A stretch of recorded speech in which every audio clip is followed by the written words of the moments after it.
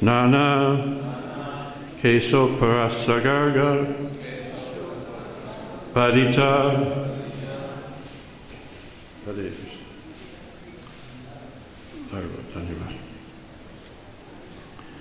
Badita Apana Vipano Yatra Yas Tam U Ha Pavitasras Tatra Visrija Jatam Upadya Sochan Mukyan Bibyad Vivadan Kirandan Samrisyan Gayan Nayamanam Sadhu Varityo Nivartvatite Yapi Yata Abhadra Esa Nara Loka Satyo Yam Advanaha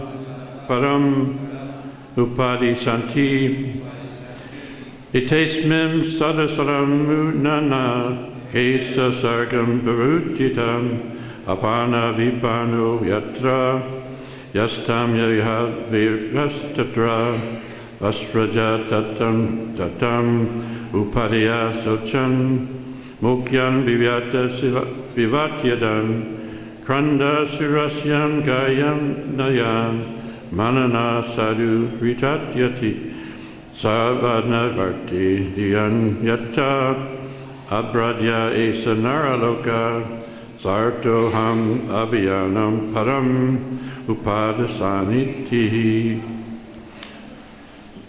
Try that one. It's a long one. Anybody? Tasmin, on this, samsara of miserable conditions, advani, path, nanan, various, klesya, by miseries, upasarga, by the troubles of material experience, existence. Baditaha, disturbed. Upana, sometimes having gained. Vipananaha, sometimes have lost. Yatra, in which. Yan, thereupon. Krishya, giving up. Jatam, newly born. Upadaya, accepting. Sochan, lamenting. Mukyan, being illusion. Vivayat, fearing. Vivadan, having, explaining loudly. Krandan, sometimes crying. Samrishyan, sometimes being pleased. Gayam, singing. Nayamanaha, being bound. Sadhu, Vartita, being away from saintly persons. Na, not. Esa, certainly. Avartate, achieves. Adyapi, even until now. Yataha, from whom. Arabhyataha, commenced.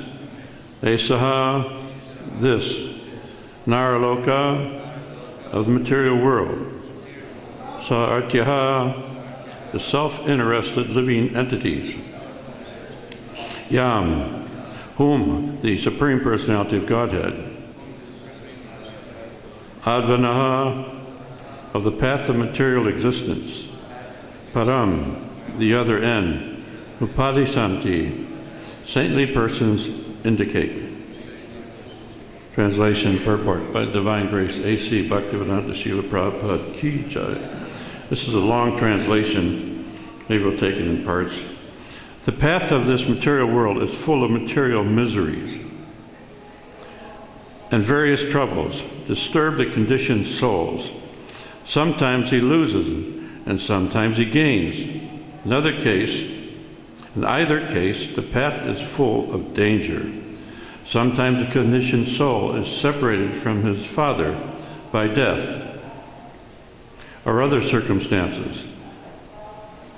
Leaving him aside, he gradually becomes attached to others, such as his children. In this way, the conditioned soul is sometimes illusioned and afraid.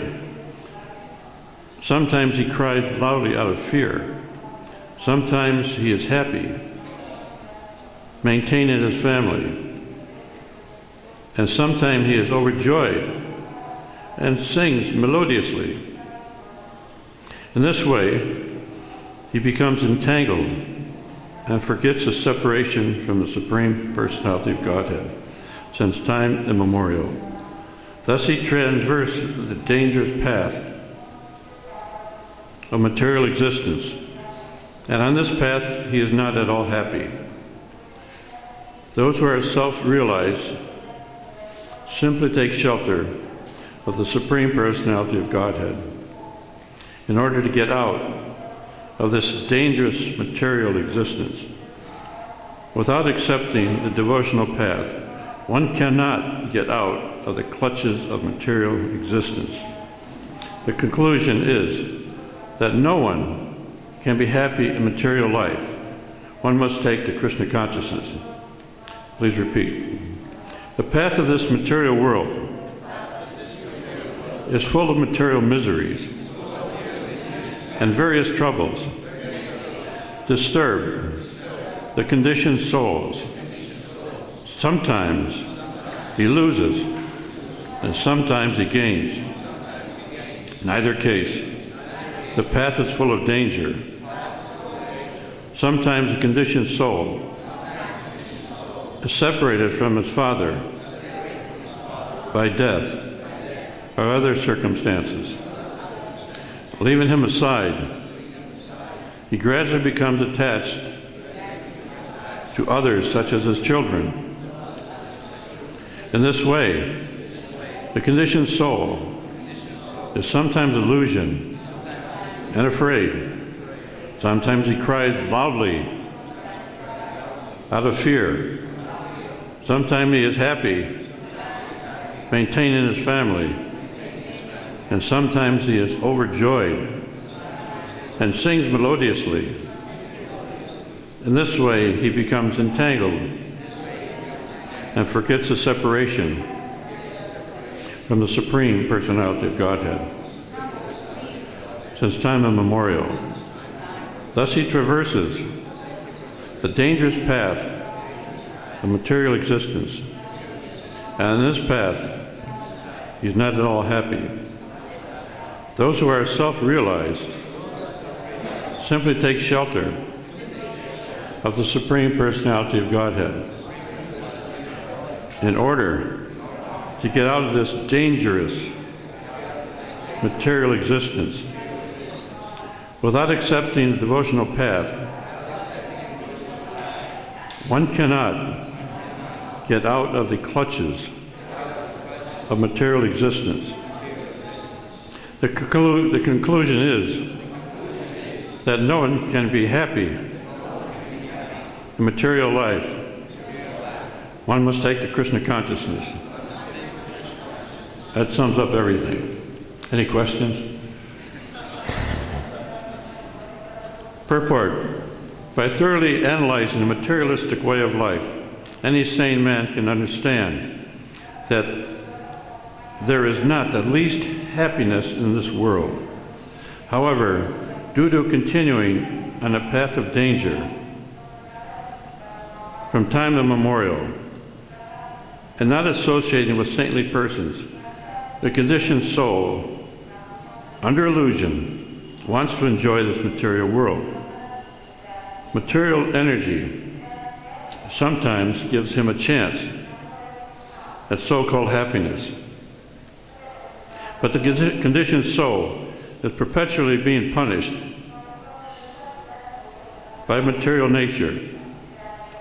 It is sometimes said, Danya Jani Raja Yena Naditi Kubaya. That's CC Madhya 21:18.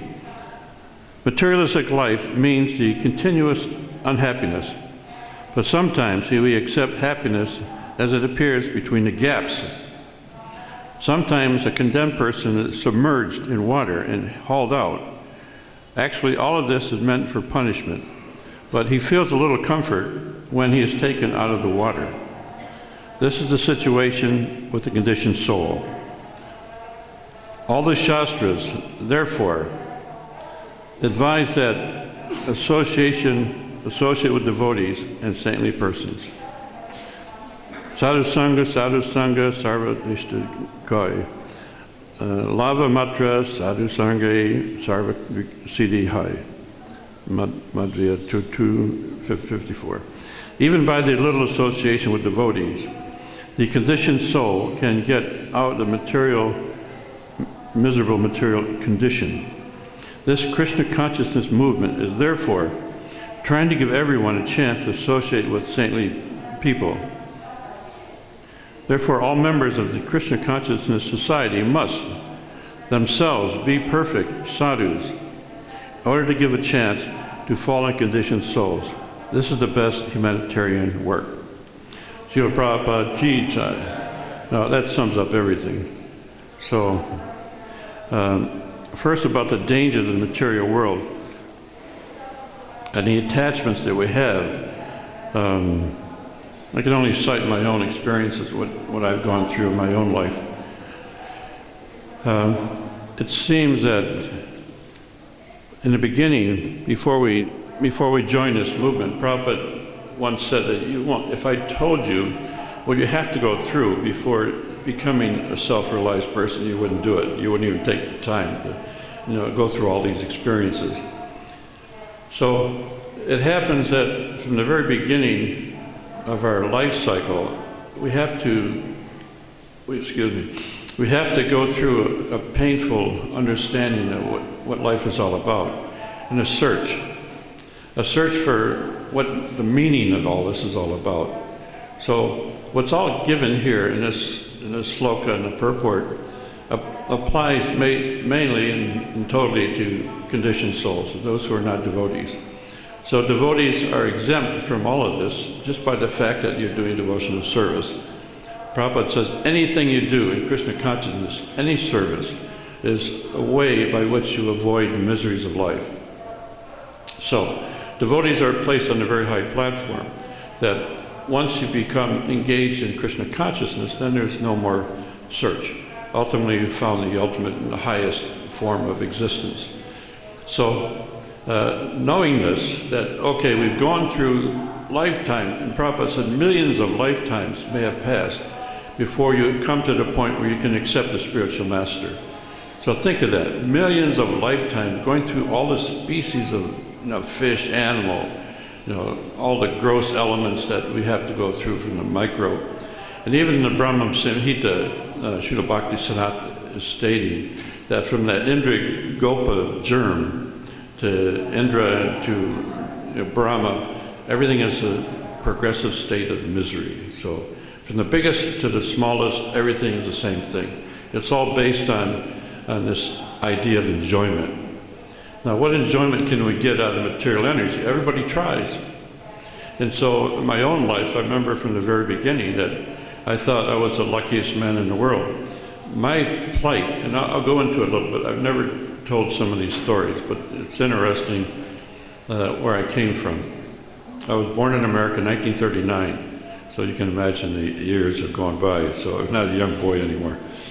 In any case, I had the illusion that everything I did was successful.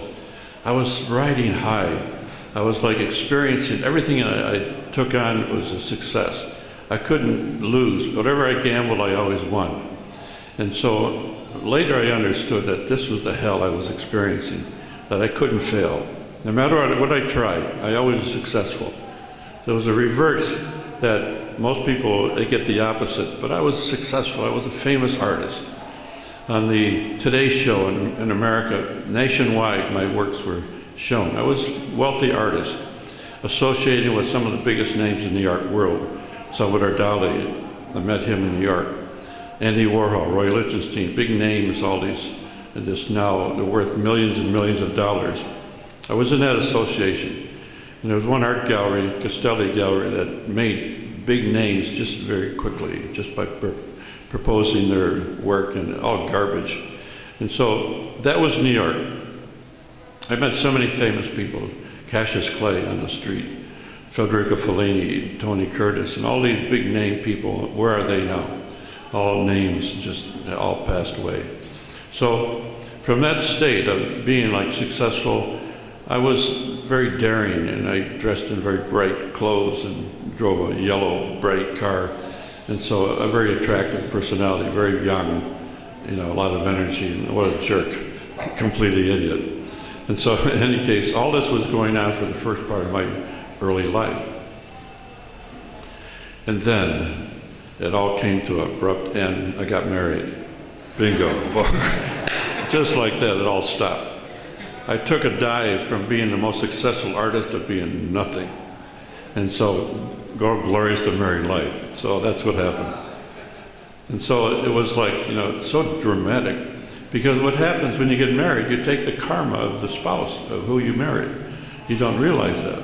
And so I didn't know. But the person I married and stayed married to for all those years, 40 or more years, was a great friend and turned out to be a big asset in spiritual life. So if that happens, Prabhupada said you're like a sannyas. You're actually, your marriage is something favorable to Krishna consciousness. So therefore, you stay there. So there's been a needling point, a prickling by different people, some famous sannyasis here, about this, the grihastha versus sannyas life. Now, I'll just mention it that there was a big thing in '76 in Mayapur, and Tamal Krishna led the sannyasis against the grihastas. And Prabhupada calmed it all down. And we all have to work together.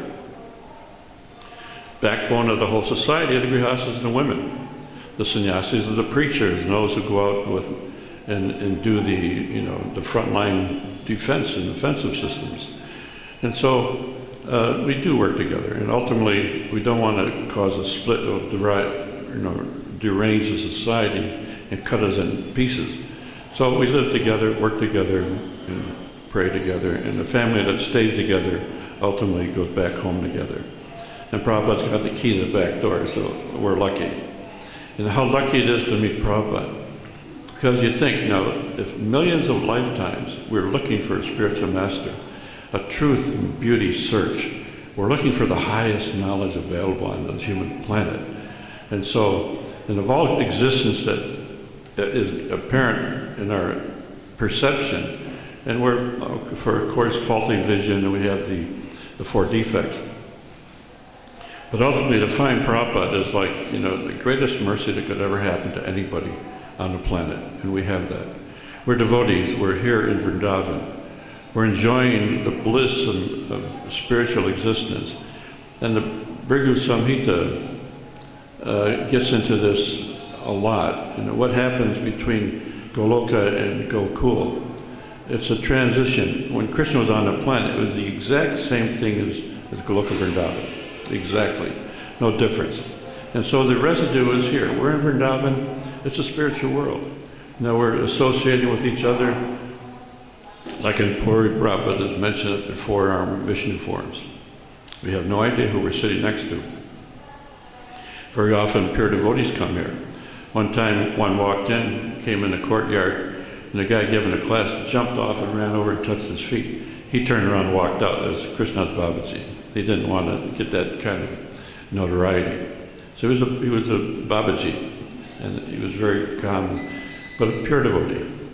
So into the story of what happens in material life, and what happened to me, because I tell the story, it's really funny, most of it. But being young and daring, I did a lot of crazy things. And I passed through many near-death experiences.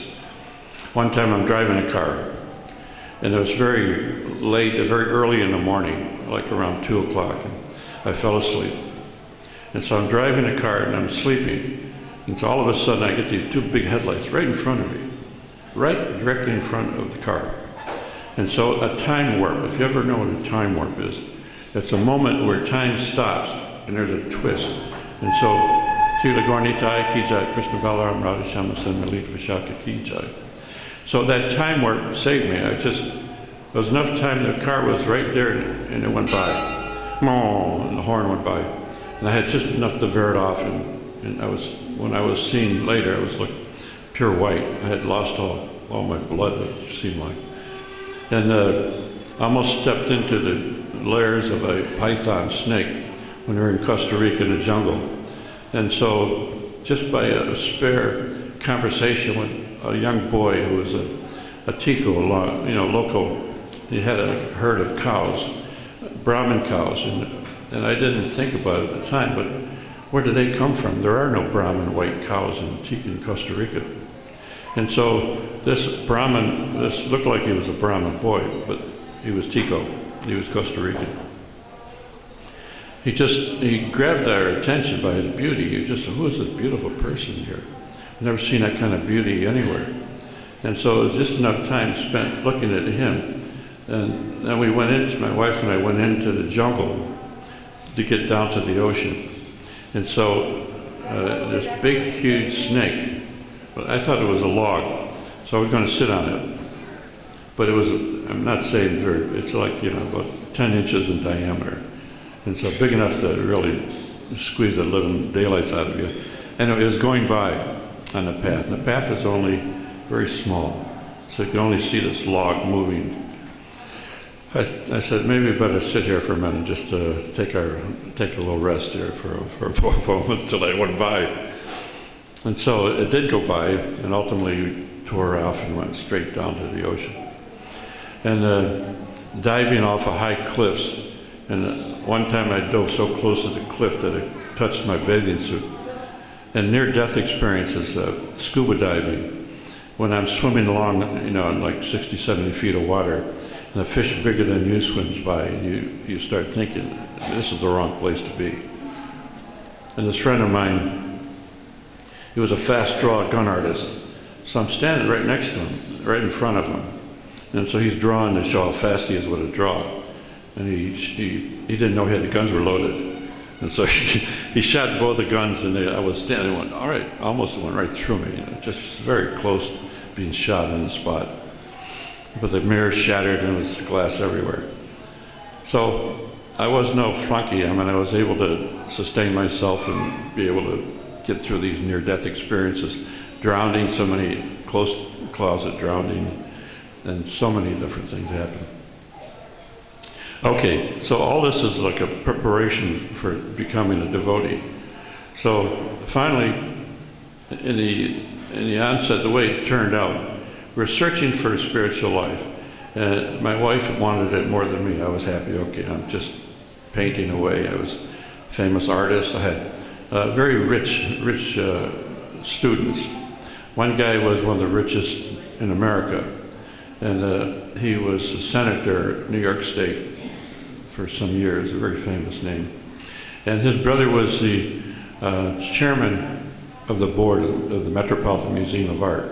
So I had access to very high-level people. And one of my students was named Walter Taylor, and he was the heir apparent of Taylor Wine Company, upstate New York winery, a very big name. So all this was going on, and I was searching for what's the highest in truth and beauty. And the highest beauty it could find is the beauty of the opposite person. And so generally speaking, for a man, it's women. And for women, of course, it's man.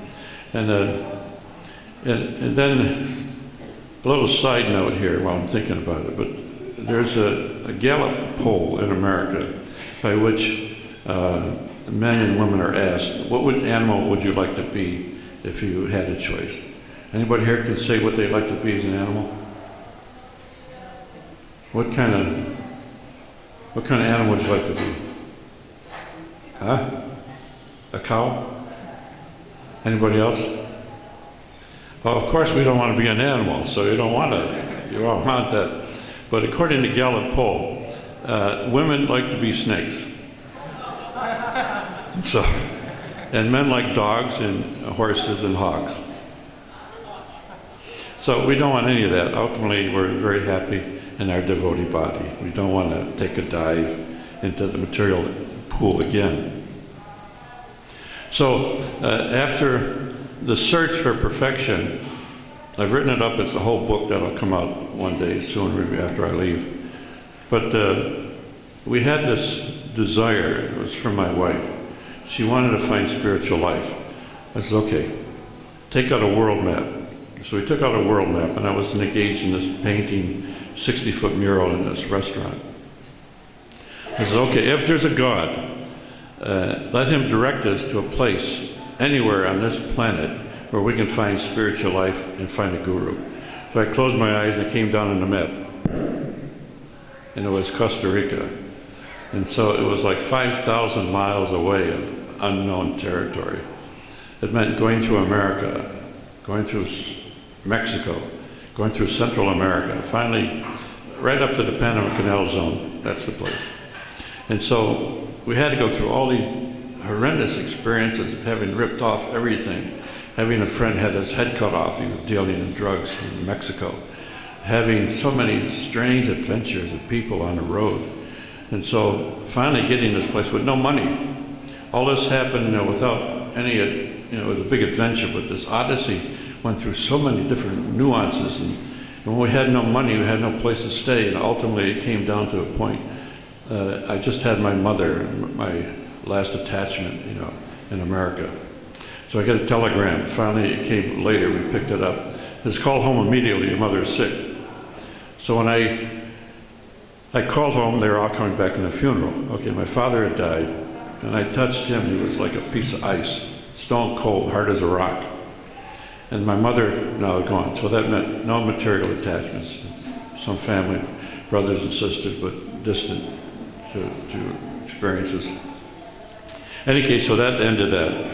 So now there was just my wife and I in the ocean. We had no money, nothing, but we had the ocean. The ocean's free.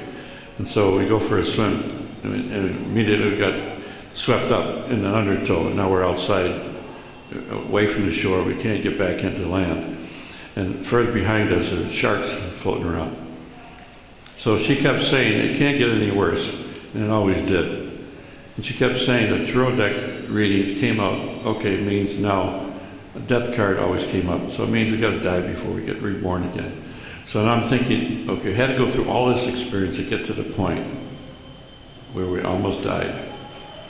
We could have done that back 5,000 miles back earlier, So then ultimately I looked at her and said, now it can't get any worse.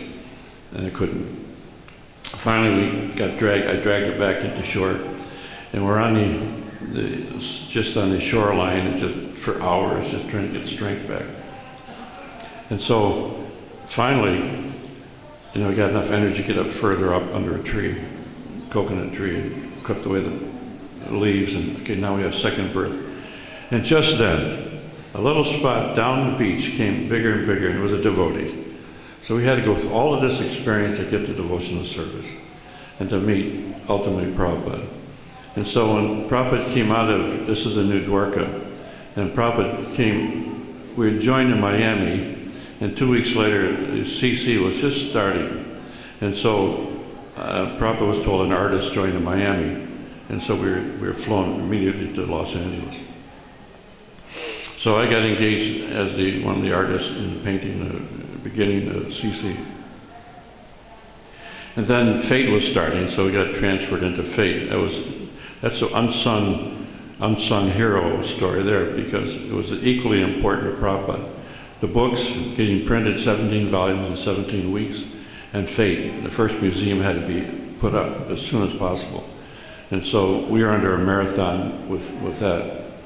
And so the first time I saw Prabhupada was in 1966, walking down the street in Lower East Side. I just happened to walk by him, and I noticed this person with white pointed shoes, and it must have been Indian. I didn't know what Indians were about. We didn't have many. There weren't many Indians where I was from, so I didn't know what one looked like. So here was Prabhu walking down the street, and I just walked by him. He must have thought, well, this guy's not ready for spiritual life. Let him go by. So maybe later he'll do something. In any case, when he came out of the curtain in the Dwarka, there's curtains there in the entrance. So he comes out, and he looked at me, and so immediately I lost it. You know, millions of lifetimes just melted away, and suddenly there's Prabhupada, the object of truth and beauty, the representation of Krishna on this planet. And then the guy who was walking down the beach in Costa Rica, he appears out of nowhere. And he's got a long ponytail, Yugadharma is his name. He made us devotees. He taught us how to chant, and he gave us nectar devotion. When I opened the book, there was Prabhupada's picture. Oh, I recognize this person. And so, but that book was effulgent. I mean, the picture was shining, you know, the halo was shining. In the course of years as devotees, I saw Prabhupada's halo more than once. And he wasn't touching the ground different times. I saw that. In any case, Prabhupada paid his obeisances, and the doors opened, and all this smoke come out. All the different incenses were blazing away. And these big, huge figures were standing there, and I didn't know who they were. But this is like, you know, of course, they're the deities in LA. But then, before this, in Miami, when we joined, we pulled a taxi that got us to the door of the temple, and that was just the money we had left, and that was it, nothing more. And so the first guy we started talking to, he's preaching to us like, you know, his knees are shaking, he's like, you know, moving, shaking, and preaching to us. And so I thought this is a Krishna's incarnation right from the very beginning, just the way this guy was hitting him with the philosophy. So one thing after another, you're not your body. And that God is so big that pores of skin, universes come out of the skin in seed form, maintain universes, unlimited universes, all new stuff. And so I thought, well, God is big, but I never heard that before. Anyway, he kept preaching to us and giving us the whole philosophy in a matter of a half hour. And so finally we realized he was just a brand new devotee. And he only joined like 2 weeks before. I said, well, how can this be? And so then we had the first Tulsi artique that we saw. I thought, my God, this is really nice. That we're in a place where they worship the plant. So I thought, okay, these guys got to be okay. And so then we went on Harinam. And I thought, well, I don't want anybody to see me dressed like this, you know, just got a bed sheet on, and I'm chanting on guanavana seeds, you know, it's like a jackfruit. So they take the seed and we strung them with japa beads. And so we're on Miami Beach. And so who walks down the line but my next door neighbor? Oh no, she's gonna see me, they're gonna recognize in one of these Aries, oh no. And so she didn't recognize, she walked by, thank you. And so, of course, it all changed, but that was the first impression. I thought, what are we doing in this group of shaved-headed ones? And so an indication came later when I read Nostradamus' predictions.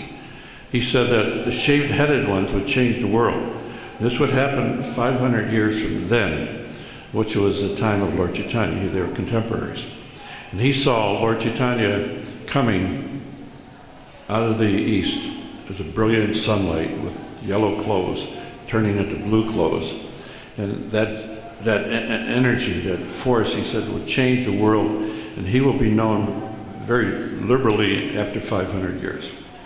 So 18, and then that happened. And so then he also saw Srila Prabhupada coming from the east and carrying an effulgent figure, carrying this rod. And so he says he's dressed in rose-colored garments, and his words will break shatter the stones of the hard-headed ones, meaning Germany, because that's where the most difficulties still exist. And his words will be so sweet that it will touch the heart of everybody, and the world will change. From that point, there's going to be a major catastrophe in the turn of the century. That was 2000.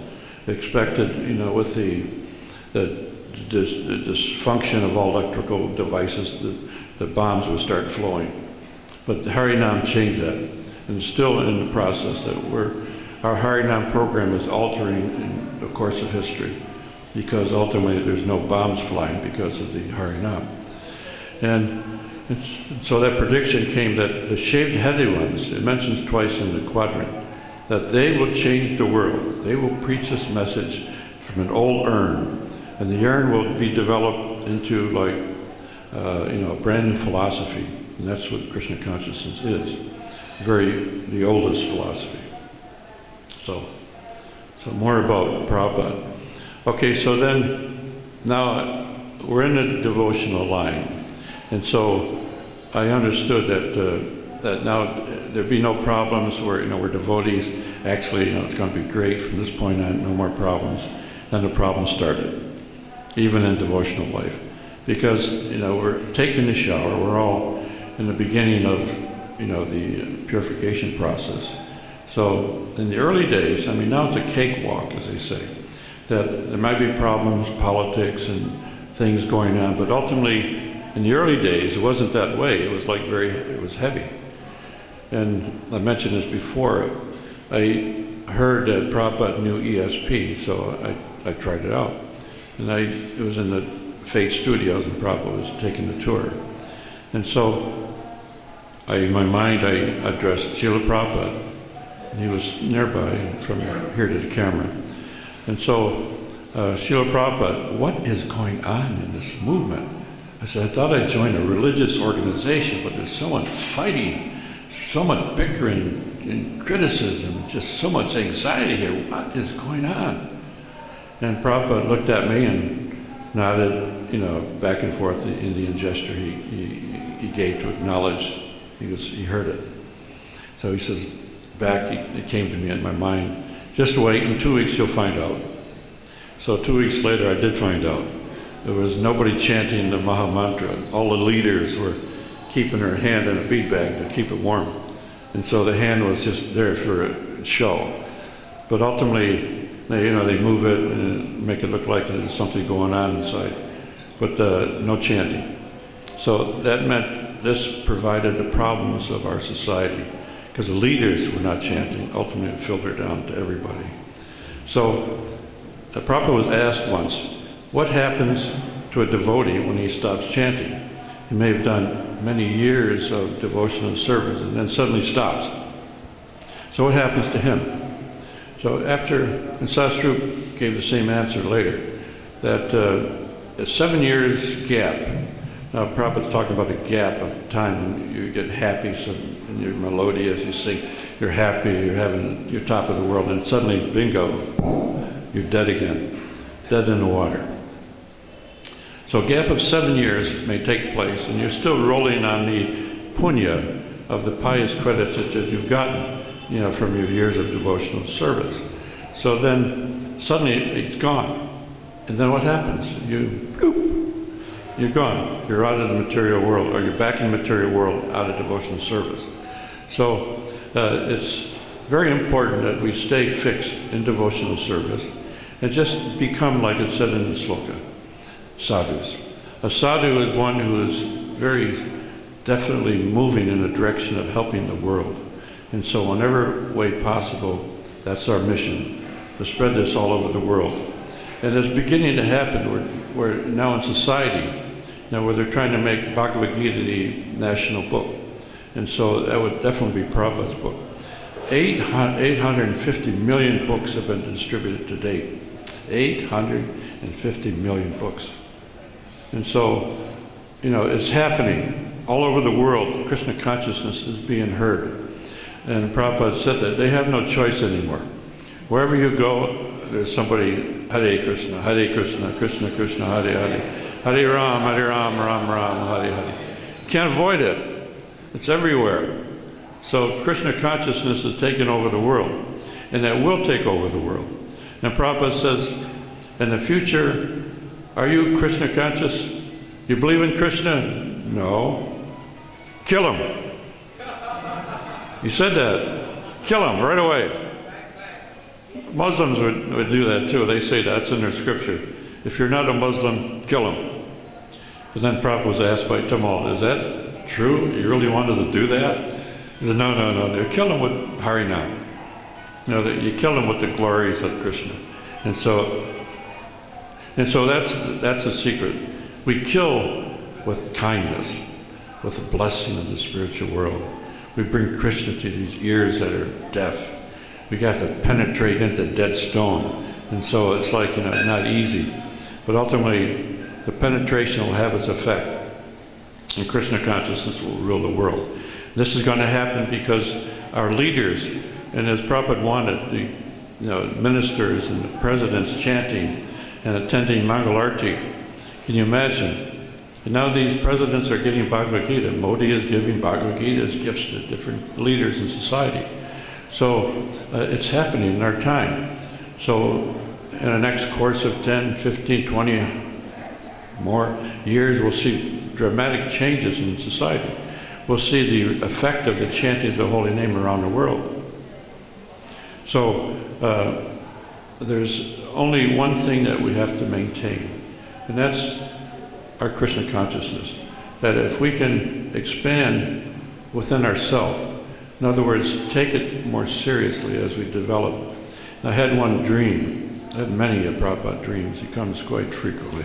One dream was very funny, that I'm walking with Prabhupada by my hometown, by my house. And so I mentioned, Srila Prabhupada, this is where I was born. Tirtha. Now that's funny. Nobody laughed, but it was Tirtha. He made a joke. And so there's another dream that sticks out in my mind, is that Prabhupada came into my dream. I was sleeping. He woke me up in a dream. And in the dream, he says, okay, now get serious about your spiritual life. Yeah, very important. Then he goes, and I wake up, I write all down what happened. I do that, I keep a record. And so I go back to sleep. Again, Prabhupada comes in a dream. He said, this time he's carrying a big, huge marble plaque. And it's written, inscribed, chiseled into the marble in Latin. And he asked me, do you understand Latin? Yes, Srila Prabhupada, because I know Italian. What does it say?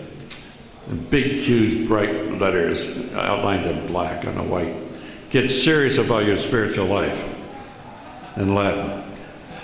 I said, okay, I guess it's very clear. I get the message. Slowly, it's coming through my thick skull.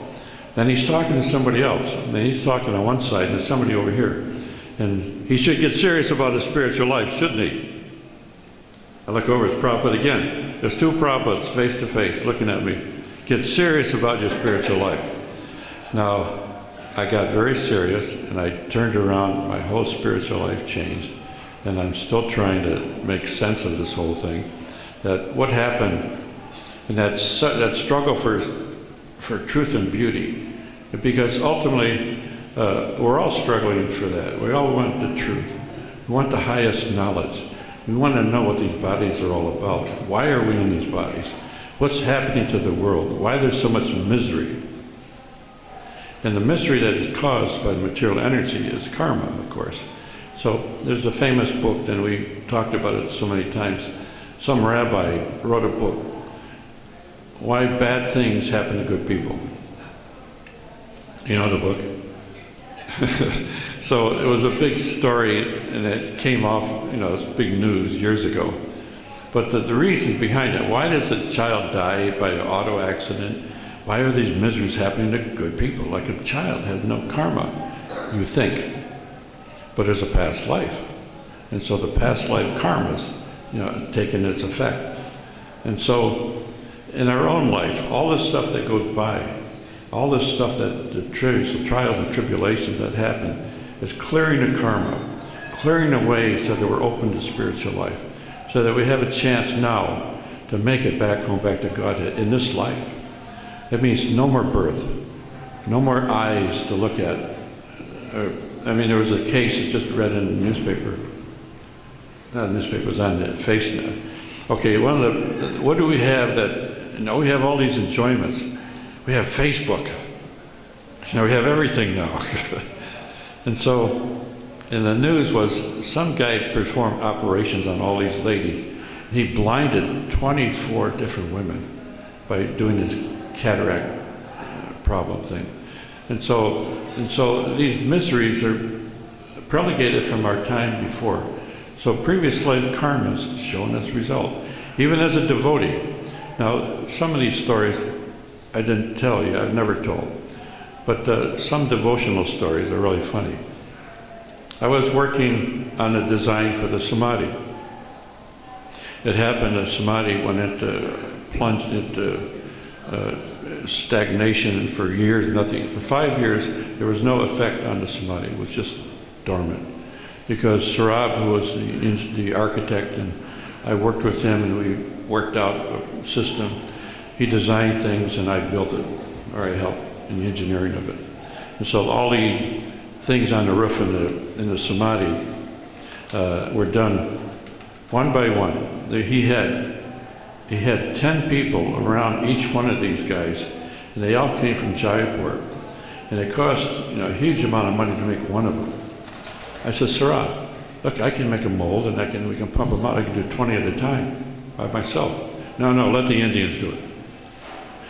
So I did it myself anyway. I made a rubber mold. The first rubber was heated and it one burst into flames. We had a big fire in the first batch of rubber. And so the second batch worked. And I made the mold. I pumped them out 20 at a time. Those were done that way. Instead of piecing all together in plaster, it was all done in fiberglass. Now it's done in POP, but these stalactites coming down, they're made in fiberglass. Okay, so we're making a design for the Samadhi, and I'm designing the dome. I'm working down in the basement in the guest house.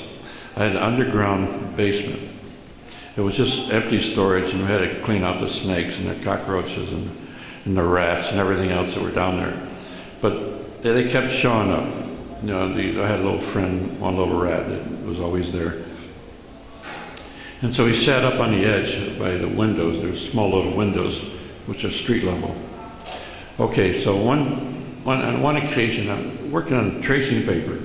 And tracing paper is very thin, just and you get one drop of moisture on it, ultimately you got to start over again. Okay, so I'm working on this tracing paper drawing of the dome, this dome. And so I'm working on it, and suddenly the water is building up outside because there's torrent rain coming down, and the pump didn't work. That alleviates the accumulation of water around the guest house. And the water is going up, and so it's over the windows. And suddenly I looked over this rat, and this rat looked at me, and he jumped over my head. And just then the window broke open, and all that water poured in like Niagara Falls. I'm working on this little tracing paper, and I'm thinking, now this is divine justice. If I can do this drawing with the torrents of rain, it's pouring in.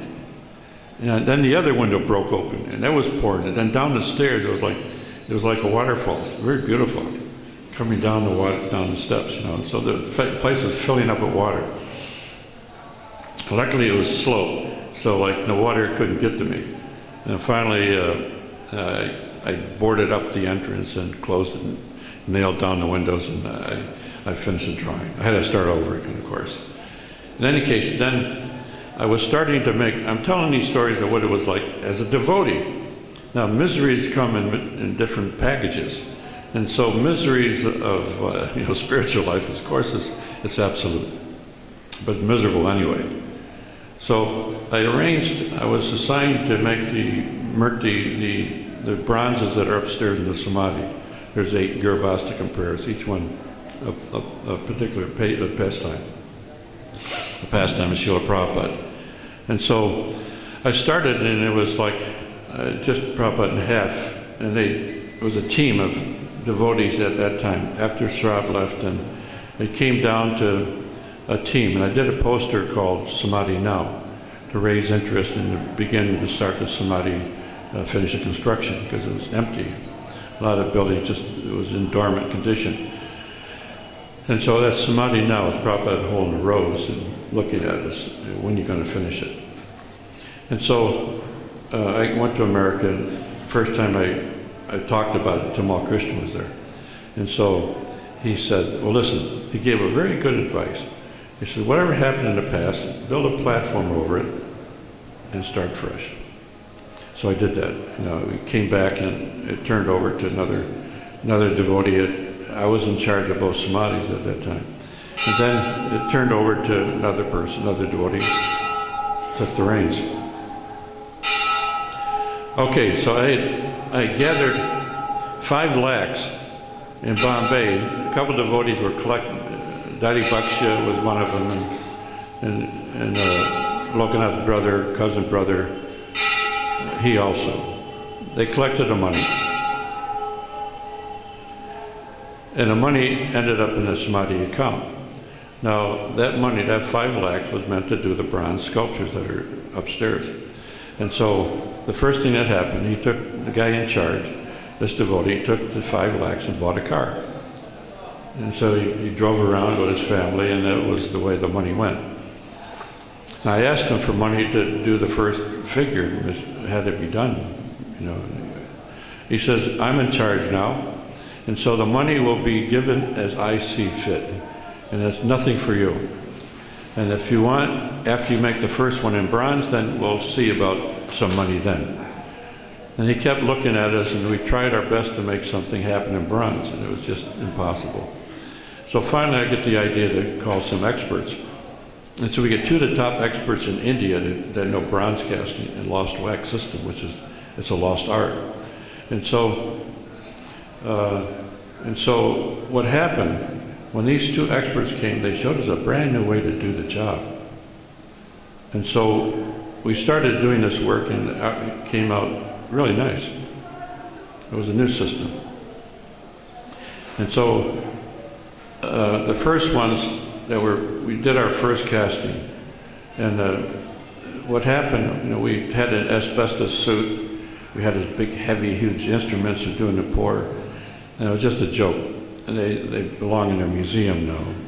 And so the guys actually did the pour in gumshoes, barefooted. That's it, nothing but a gumshoe. And so there was a camp here at that time, and the top bronze casters in India were all here because they were in this camp, sculptors. And so they looked at the system we were doing, and they saw the pour, the first one that was poured out. And so they took wet sand and put it around the mold where you pour into the vacant space. And so when they put that white hot crucible right on the wet sand, okay, this is going to go off, this is going to explode. And so I hid behind the building. And so it didn't, it poured. So we opened up the first mold. It was absolutely perfect. The detailing is 100% perfect. Now if you go upstairs and you look at those panels now, you'll see that ultimately the detail is so beautifully done. It was all done, it was all preserved by this new system in lost wax. Okay, I had all the panels finished. The same devotee said, okay, we're not putting them in the samadhi. I'm sorry, we don't like it. I said, okay. After all of that, they didn't want to put them in. And so I said, okay, I'll take them to Bombay and I'll sell them. I did that. I packed it all into a train, and the train stopped for about 10 minutes, and we packed in the panels, and the panel, there's a way to show the panel, display panel. And now I got into the train, took it to Bombay, had to show. I sent word back that I'm getting 5 crores for these panels. I got a telephone call. No, don't sell them. Don't sell them. Bring them back. We'll put them in. So by the time I got back here, there was a meeting between 5 of our leaders and my wife. And so we had just, at that time, there was an incident took place and one Brijbasi was shot and murdered in the guest house. And so he had 3 girls. So before he died, on the way to Bombay, or on the way to Delhi, he says, you have 3 girls. He told my wife, you take one of them. Okay, so we did. We adopted one of them, and she was a year old at that time. So we had that little girl, and she was taking the girl to the meeting where these 5 leaders were. And so as soon as she got in, I went along just to see what the meeting was about. So suddenly we got into the room, and she started crying and blazing away with, Now, we found out the girl cooler has a system if a child, for the ladies, if the child gets out of hand, the thing you do, you lock them in the bathroom. Oh, they can't stand that. The kid will go nuts and she'll scream, put on earplugs, let it take its place. But ultimately, it stops, and then they come out and they're fine. And if that doesn't work, you take them, put them a big, huge volte of water. I used to do that. I'd set her right in the water, and she stopped crying. And so, if that doesn't work, then there's nothing you can do. So in any case, you get into the room. And that room was filled with these very high-level senior devotees, all God brothers, and who were, and then what happened, they decided that they wanted to take control of these two things my wife was involved with. We had 70 workers doing Makut business at that time. And she was like the Makut queen and making outfits for the whole movement and giving the profit was a little bit of extra for our own deities. So we had every year 4 brand new deity outfits through that energy. And so they wanted to take that over. So they shut it down.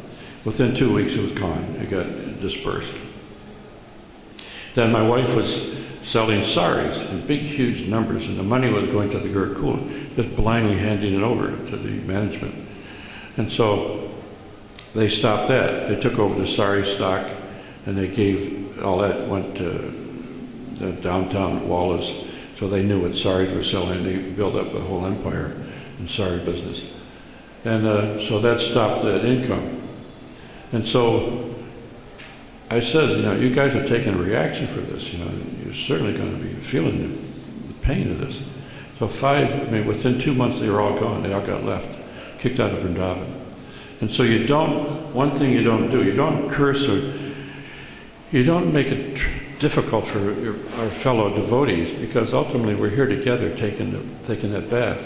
And so if we're honest with ourselves that we're on the bottom, the sannyasmi, he's a servant, and he's the person who is like serving out at prasadam time. He doesn't take high worship, he doesn't get on the big seat. And so humility is the badge for every devotee. And so that emblem is there for all of us to emanate. And there are great souls like that. Vishnu Jan, Tamal was like that. He had a good side. I mean, I saw it. He was heavy, and he did the most, and ultimately Prabhupada used him like all the time. Where's Tamal? So that energy should be there for all of us, that ultimately we become very humble and serious in our devotional life. And so that way we have a very easy pathway going back to Godhead. So that tells a story. Any questions? Anybody got